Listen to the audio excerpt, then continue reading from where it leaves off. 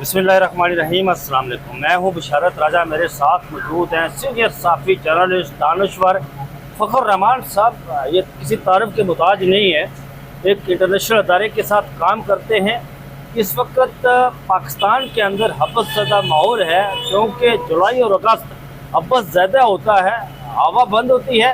लेकिन इस वक्त जो हमारा सियासी मौसम है वो भी इस वक्त बड़ा हब्स ज़दा है। यहाँ पर कई कोशिशें हो रही हैं कि शहबाज शरीफ साहब के पास जो बकौल इमरान खान साहब के चेरी ब्लासम होता है, वो कहीं और छीनने की कोशिश कर रहा है।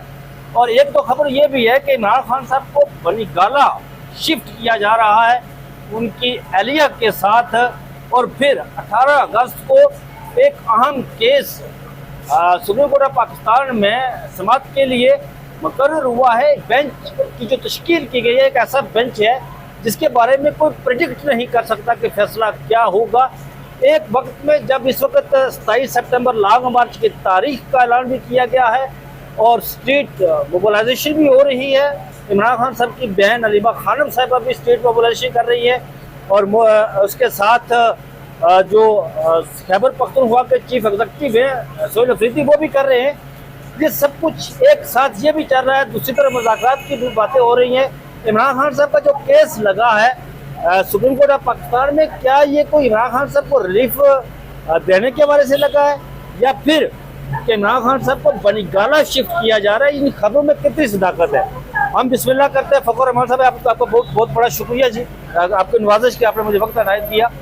ये बताएं कि इमरान खान साहब की जो बातचीत हो रही है कि उन्हें बनी गाला शिफ्ट किया जा रहा है, हफीजुल्लाह नियाज़ी साहब ने ये बात की है कि खबर ये है कि जी इमरान खान साहब को बनी गाला शिफ्ट किया जा रहा है। इमरान खान साहब के साथ उनकी जो मुलाकातें हैं वो भी बहाल हो रही हैं। इसमें सदाकत कितनी है? बहुत शुक्रिया आपका। आपने जो तारुफ करवाया नाज़रीन के साथ, उसमें आप कुछ ज़्यादा ही आगे चले गए। नहीं। दानिश्वर मैं नहीं हूँ, मैं एक सिंपल रिपोर्टर हूँ। और इस वक्त जो सोशल मीडिया है उस पर जो लोग हैं वो खुद सारी हकीकत को जानते हैं, लेकिन कुछ चीज़ें जो हैं वो उनके सामने बीइंग ए रिपोर्टर हम कोशिश करते हैं कि सामने रखें। और फिर ऑब्वियसली हमारी जो रिपोर्ट होती है वो फिर आवाम की मर्ज़ी है कि वो उसको किस तरह से अप्रिशिएट करते हैं, किस तरह से उसके ऊपर निश्तर चलाते हैं। ये उनका पूरा हक है। अब देखें,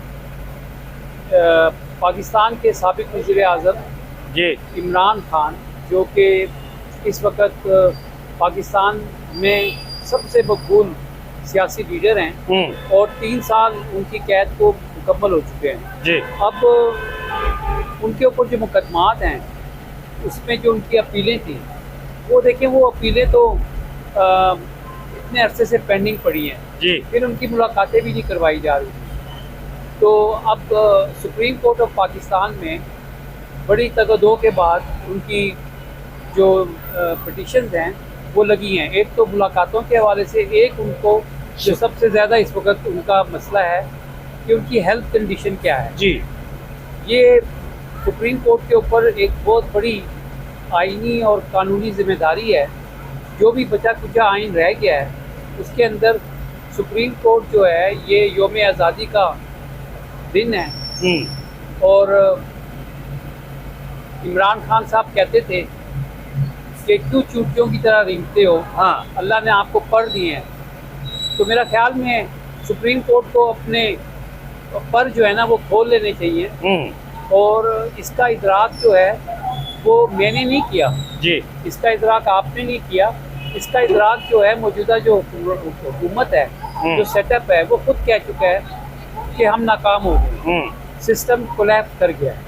अब जब सिस्टम कोलैप्स कर गया है और उसके अंदर कल जो एक तकरीब इस्लामाबाद में हुई जी, उसके अंदर जनाब इस मुल्क के जो जाली असम्बलियों से मुंतखब करदा सदर हैं, उन्होंने एक बात कह दी और वो ये कही कि नौजवान जो है वो मुल्क का मुस्तकबिल है। अब यही बात, क्योंकि वो सुप्रीम कमांडर भी हैं, और यही बात पाक फौज के जो तर्जुमान थे उन्होंने चंद दिनों पहले अपनी जो प्रेस कॉन्फ्रेंस की थी उसमें भी उन्होंने इस ख्वाहिश का इज़हार किया था कि नौजवानों को जो है वो हमने साथ लेके चलना है। अब नौजवानों को आप कैसे लेके चल सकते हैं? इसके सबसे पहले तो आप जो है ना, ये जो तासुर है हाँ और ये बात सलाहियत इख्तियार कर गई है अवामुल नास में कि पाकिस्तान की अदलिया इस वक्त आज़ाद नहीं है।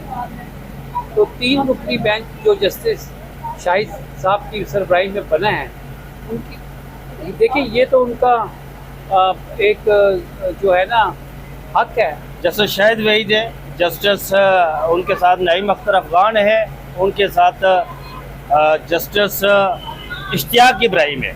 जी हाँ, ये बेंच है, 3 रुकनी बेंच है। जी।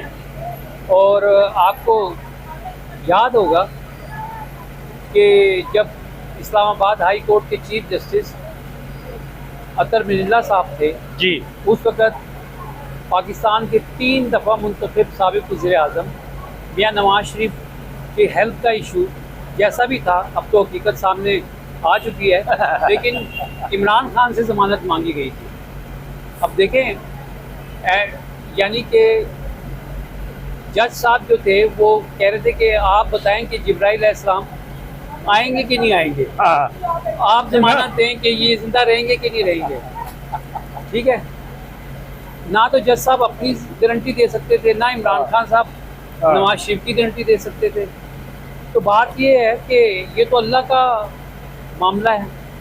अब जो इमरान खान साहब की अहलिया हैं, हाँ, उनकी आंखों का मसला, इमरान खान की अपनी आंखों का मसला, और फिर अगर आप मुल्क के अंदर सियासी इस्तेहकाम नहीं लेकर आएंगे, जो कि इस वक्त आज मैं देख रहा था कि 2/3 ऑफ दी पॉपुलेशन जो है वो नौजवान है। जी, तो यौम आज़ादी के इस मौके के ऊपर अगर आप जो बंद ताले हैं उनको खोल दें, और पाकिस्तान की जो परवाज़ है जिसको आपने अपने हाथों से ताला लगाया था, बल्कि ताला भी लगाया था, और मुझे लगता है कुछ लोगों ने तो उसमें एल्फी डाल दी थी। अच्छा, तालों में अल्फी डाल दी। देखे ना, तालों में एल्फी डाल दी कि इमरान खान का ताला बंद ही रहेगा और हम मुल्क को तरक्की पे ले जाएंगे। हाँ। लेकिन आप देखें कि स्टेट बैंक ऑफ पाकिस्तान ने कोई 83 पॉइंट समथिंग जो है ना वो खरब रुपए जो है वो कर्जा चढ़ चुका है। यानी आप समझ लें कि हम सेंचुरी के बिल्कुल करीब हैं। 100 ट्रिलियन 100 खरब रुपए पाकिस्तान के ऊपर कर्जा जो है ना वो चढ़ चुका है। इन 4 सालों में तो इतनी बड़ी कारकर्दगी दिखाई है इस हुकूमत ने कि Guinness book of world record में शायद ये आप ले आए। अब बात ये है कि एक तरफ आपने देखा कि यौम आज़ादी का मौका है, लोग पाकिस्तान का परचम लेके एक बात आपने की है सर, कि आपने ये बात की कि हमने देखा कि 13 अगस्त की रात को यहाँ पर इस्लामाबाद H8 में एक नई यादगार बनाई गई है, वहाँ पर इफ्तिताह हो रहा था। वो फुटेज मेरे सामने आई, आपके भी सामने आई फुटेज। उसमें शहबाज शरीफ साहब मौजूद है, उसमें जरदारी साहब मौजूद है, उसमें स्पीकर एयाज सादक साहब मौजूद है, उसमें डिफेंस मिनिस्टर साहब मौजूद है। वो कहाँ मौजूद है, ये गलत बात है, उन्हें अपने ओहदे का ख्याल नहीं है, ये गलत बात है। वहाँ पर पंजाब की वज़ीर आला मरीम नवाज मौजूद हैं। मुझे ये बताएं कि वफाक ये कहा जाता है 6 इकाइयाँ हैं वफाक की, जिसमें GB है, जिसमें आज़ाद कश्मीर है, जिसमें बलूचिस्तान है, सिंध है, पंजाब है, खैबर पख्तूनख्वा है। उस वक़्त खैबर पख्तूनख्वा के वज़ीर आला जहाँ पर इस्लामाबाद में मौजूद थे, उनके गाड़ी के शीशे तोड़े जा रहे थे, तो वहाँ पर सिर्फ पंजाब क्या पाकिस्तान का नाम है, हमने सिर्फ वही एक वज़ीर आला पंजाब को वहाँ खड़ा किया, बाकी लोग कहाँ थे? अवाम के नुमाइंदे तो हैं ना जी, जिस तरह भी हैं, चाहे वो मुसल्लत किए कि जो कुछ भी है, लेकिन वो लोग, क्या हम ये वही गलती नहीं दोहरा रहे जो 1954 में आपने ज़ाहिर आप किताबें पढ़ते हैं, शाहबनामा कुदरतुल्लाह शाह साहब ने किताब लिखी है, उन्होंने उसमें लिखा है जी कि उस किताब में कि मैं सेक्रेटरी सनत व अरफत था, और उस वक़्त अमेरिका से सैनिटरी का सामान आया पाकिस्तान के अंदर। मैं कराची गया, वहाँ पर मैंने कहा कि यार उस वक़्त वज़ीर जो था सनत व अरफत का, वो भी मौजूद था साथ। मैंने उन्हें कहा कि आप कुछ सामान जो है वो मशरक़ी पाकिस्तान भेज दें, बांग्लादेश तो खैर बाद में पड़ा है, मशरक़ी पाकिस्तान भेज दें। उस वक़्त के जो वज़ीर थे जिनका तल्लुक़ मगरबी पाकिस्तान से था, उन्होंने कहा कि मशरक़ी पाकिस्तान के लोग जो है वो केले की ओट में बैठकर रफाजिद करते हैं और केले के पत्ते से अपना पिछवाड़ा साफ करते हैं। ये लफ्ज़ लिखे हुए कुदरतुल्लाह शाह साहब ने अपनी किताब में। हमने क्या सीखा जी? बाकी लोग कहाँ खड़े हैं? क्यों उन लोगों को नहीं बुलाया गया? देखिए ना, यही तो मैं आपने बड़ा अच्छा पॉइंट उठाया है। हाँ ये बात सिर्फ आपने नहीं, मैंने नहीं, बहुत सारे लोगों ने नोट की है जी कि एक ऐसा वक्त जो पाकिस्तान की यौम आज़ादी का है और उस मौके के ऊपर आप रिफ्लेक्ट करें कि कौमी यकजहती जो है हाँ। उसका एक मुजाहरा होना चाहिए। और उसमें KPK के वज़ीर आला जो कि पाकिस्तान की यौम आज़ादी के मौके पर भले उनकी सियासी वाबस्तगी कुछ भी है, लेकिन अब अगर वो जो हैं आज़ादी यौम आज़ादी के मौके के ऊपर अगर वो पब्लिक रैली निकाल रहे हैं तो उन पुलिस वालों से पूछा जाए कि उनकी जो साथ गाड़ियाँ थी उनके शीशे क्यों तोड़े गए। जी आप अभी भी यानी कि एक नेशनल डे के ऊपर आप इस तरह का पैगाम पहुंचा रहे हैं। अच्छा, वहाँ पे तो आपने पहुंचाया ही, लेकिन बात ये है कहने की कि पाकिस्तान की इकाइयों के जो मुंतखब नुमाइंदे हैं, अब अगर लेजिटिमेसी की बात करें तो KPK की हुकूमत वाहिद हुकूमत है जो फॉर्म 45 वाली है और जिसको अवाम ने मुंतखब जेन्युइन फॉर्म 45 वाली। 4.5 करोड़ की आबादी है KPK की, और ये इस तरह से तस्दीक नहीं करनी चाहिए थी। अब मैं आपको एक बात बताऊं, मुझे पहले बताएं कि पाकिस्तान का क़याम जो था वो एक सियासी अमल के ज़रिए जो था ना उसको हासिल किया गया था। पाकिस्तान दुनिया का वाहिद मुल्क है सर, उन नादर ममालिक में है जो बगैर असाकर यानी फौज की मदद के बगैर हासिल किया गया। वो लाखों लोगों की कुर्बानियों का सिला, लहू जो बहा उस वक्त उसका सिला, डायलाग का सिला। मोहम्मद अली जना, वो जसवंत सिंह एक वजीर खारजा रहे, उन्होंने किताब लिखी है जना इत्तेहाद से तकसीम तक। उन्होंने अपनी किताब में लिखा है कि मोहम्मद अली जना ने पाकिस्तान फ़कत एक टाइपराइटर और एक क्लर्क की उसकी उनके साथ रखकर हासिल किया। तो फिर इस वक्त ये सारा क्या है? यही तो देखे ना, मैंने आपको कहा वो एक सियासी फतह थी जी, उसमें कोई फौजी फतह जो थी ना या विक्ट्री आप नहीं कह सकते। हाँ। वो एक उन्होंने सियासी बसीरत के तहत उन्होंने उस वक्त अंदाज़ा लगा लिया था कि खत्ते के जो मुसलमान हैं वो इकट्ठे नहीं रह सकते। और जो 1937-38 का जो कांग्रेस का इक़्तिदार था उसने ये बात कायद-ए-आज़म की आंखें खोलने के लिए साबित कर दी थी कि मुसलमानों के लिए एक अलग जगह होनी चाहिए। अब हम जो आपने कुदरतुल्लाह शाह की किताब का जिक्र किया, मौजूदा हालात में हम ये देखें कि इस वक्त भी आपने जो है वो एक पाकिस्तान के अवाम को एक ऐसी नहज पे ला के खड़ा किया हुआ है। आपने पंजाब का जिक्र किया, देखिए पंजाब को इस सोच से बाहर आना पड़ेगा कि वो जो है ना हर तरफ अपना ही राज लेके रखें। नहीं, आप आज मुझे ये बता दें कि क्या आपने सिर्फ पाकिस्तान जो है वो क्या वो पंजाब होगा, यानी पंजाब से आप पाकिस्तान का मतलब निकाल रहे हैं। यानी नेक्स्ट टाइम आप चाहते हैं कि जो पाकिस्तान की इकाइयाँ हैं, ठीक है, अभी आप कह रहे हैं कि जी मल्टीपल सूबे होने चाहिए, तो अभी आप 400 चीज़ों को आपने इतना वज़न कर दिया है कि आप चाहे KPK की सूरत हाल हो, इधर भी एक पॉलिटिकल जी आज़ाद कश्मीर की सिचुएशन देखें, 2/3 मेजॉरिटी मिली हुई है।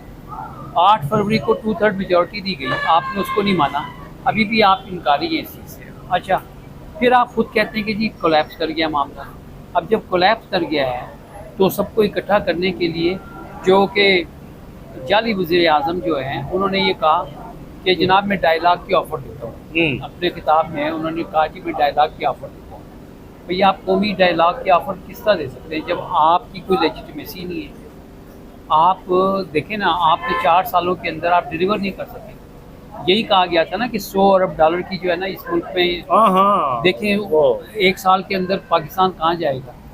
इस वक्त पाकिस्तान के अंदर अब इमरान खान साहब की जो बात है, यानी आप इस बात को क्यों नज़रअंदाज कर रहे हैं कि अगर पूरी कौम एक कुत्ते पे इकट्ठी होती है तो उससे मजबूत पाकिस्तान का मतलब निकलता है। उससे ये थोड़ी कि इमरान खान ने जनाब अपने नाम पाकिस्तान को एज ए वरासत जो है ना अच्छा सर, ये मुझे बताइए कि आपने एक नुकता उठाया यहाँ पर, ये सवाल स्किप कर जाएगा, इसी से रिलेटेड सवाल है। आपने ये कहा कि हम इस बात की वजाहत करें फिर हम आगे चलेंगे। आपने ये कहा कि आपने कौमी यकजहती का वो एग्जाम्पल पेश नहीं की, मिसाल पेश नहीं की जो यादगार के मौके पर वो फुटेज सामने आई। मोहम्मद अली जिन्ना ने जिस वक्त पाकिस्तान बनाया तो उस वक्त यूनियनिस्ट पार्टी जो मोहम्मद अली जिन्ना के अपोजिट इलेक्शन लड़ रही थी ना, तो मोहम्मद अली जिन्ना ने उनको अपने साथ रखा जी, कौमी यकजहती के लिए, एग्जाम्पल देने के लिए, मिसाल देने के लिए। तो इन लोगों ने ये क्यों नहीं किया? देखिए ना, मैं आपको यही तो बता रहा हूँ कि जब आप हर चीज़ अपनी ज़ाती बका के लिए करेंगे तो उसका रिज़ल्ट यही निकलेगा। अभी आपने ये किसके कहने पर ये बात तस्लीम की पब्लिकली कि जी आप कोलैप्स कर गए, आप जो लेकर आए थे वो कोलैप्स कर गया। अगर उसको सामने रखें तो इसका मतलब ये है कि क्या आप इमरान खान साहब से बैकग्राउंड में कोई बात कर रहे थे? आपने कहा कि जनाब इस वक्त जो है ना नौजवानों की और उसकी पाकिस्तान एक बहुत बड़ी जिम्मेदारी ले चुका है, मक्का एग्रीमेंट हो गया है। भाई घर में अमन होगा तो आप मशरिक़ वस्ता में कोई रोल प्ले कर सकेंगे ना जी। मशरिक़ वस्ता में रोल आपने क्या प्ले करना है? अभी आप बजाय इसके कि इस बात का इतराफ़ करें कि गलत पॉलिसीज़ का गलत नतीजा निकला है, तो अब आप कौमी धारे में पहले ख़ुद को तो शामिल करें। आप ये तासुर ख़त्म करें कि कौमी धारे में सब शामिल हो जाएं लेकिन under our command under our command, ठीक है ना? ये देखें, इससे मामला नहीं चलेगा। जो जिसकी जिम्मेदारी है। अब मुझे एक बात बताएं, एक सियासतदान जो है वो चाहे रावलपिंडी का हो, चाहे वो पंजाब के किसी शहर का हो, दूसरे कोयटा का हो, ज़ोब का हो, KPK में DI खान का हो, या वो पीर का हो, या कराची में आप कह लें हैदराबाद का हो, भाई सियासतदान ही अवाम के पास जा सकता है ना? क्या आप अभी आपने एक एक्सरसाइज की, आप अभी आपने क्या किया है? अभी कन्वेंशन सेंटर में यूथ कन्वेंशन आपने किया जी। आपने सख्ती से तमाम तालीमी इदारों को कह दिया खबरदार PTI का कोई नहीं होना चाहिए, मोबाइल ले लिए। एक तरफ आप नौजवानों को आर्टिफिशियल इंटेलिजेंस की तरफ राग़िब कर रहे हैं, दूसरी तरफ उनके मोबाइल लेके आपने अपने पास रख लिया। ये कौन सी टेक्नोलॉजी की तरफ आप उनको राग़िब कर रहे हैं कि यानी how can you take away their mobile जिसके अंदर ये AI का भी सिस्टम है, और आप उन्हें कह रहे हैं, तो आप क्या मैसेज दे रहे हैं? और फिर दूसरी बात ये है कि आप कल तक तो अपने मुखालफिन के ऊपर इतराज़ करते थे कि जी आप स्कूलों में जाके, कॉलेजों में जाके सियासत कर रहे हैं, तो आप क्या कर रहे हैं? आप अगर किसी स्कूल का नाम रख देते हैं, अब मुझे पहले बताएं, आप अपनी जेब से पैसे खर्च कर रहे हैं। अवाम के टैक्सों का पैसा तालीम आइन के तहत हर एक शहरी को देना। इस मुल्क के 2.5 करोड़ बच्चे स्कूलों से आउट हैं, और आप एक स्कूल बनाकर, एक यूनिवर्सिटी बनाकर आप कहते हैं कि जनाब हमने फ़लाने इदारे से तो नहीं, हम तो इस फ़लाने इदारे में पढ़े हैं, और उसका मेयार हमने जो है ना लाहौर के HSN कॉलेज से भी के बराबर रखा हुआ है। भाई आप खुद ही एक इंफीरियरिटी और उसका कम्प्लेक्स जो है ना उसको आगे लेकर आ रहे हैं। तो बात कहने की ये है कि